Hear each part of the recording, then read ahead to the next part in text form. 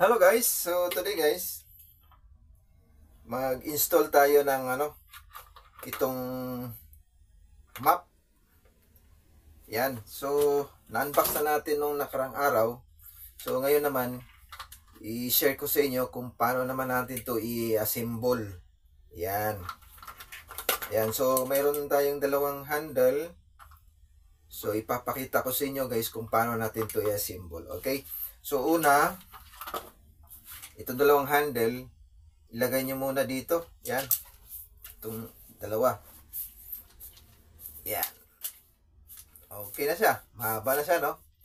Tapos, ito namang yung head map disc niya, head map disc or yung niya, holder. Dito yan. Dito natin ilagay. Yan. Dito natin siya ilagay, oh. Yan. Tapos, tanggalin lang natin tong lock niya. Yan.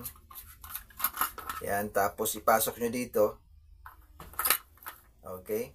And then, ilagay nyo dito sa yung sa head map disc. Ito yung head map disc niya or holder. Yan. Lagay nyo lang dyan. Tapos, yan. Ipihit nyo lang. Yan. Ayan. Ipitan nyo lang para migpit siya. Hindi na siya matanggal. Oh. Okay. So, ito guys. Yan, papakita ko sa inyo. Hindi to siya maiksi. Hahaba pa to guys. Yan. Buksan nyo lang to. Yan. Tapos haba na yan. Diba? Haba na siya. Yan. Pwede nyo na i-map. Ganun.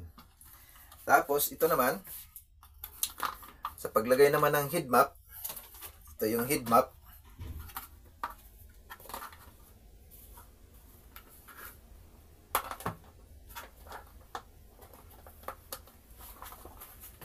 Yan.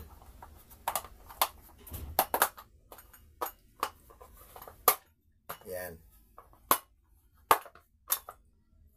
Idiin nyo lang guys hanggang mapasok na siya dun sa niya. Sa head map disc. So okay na siya. Ito na siya guys. Diba? So that's all for today guys. Thank you for watching.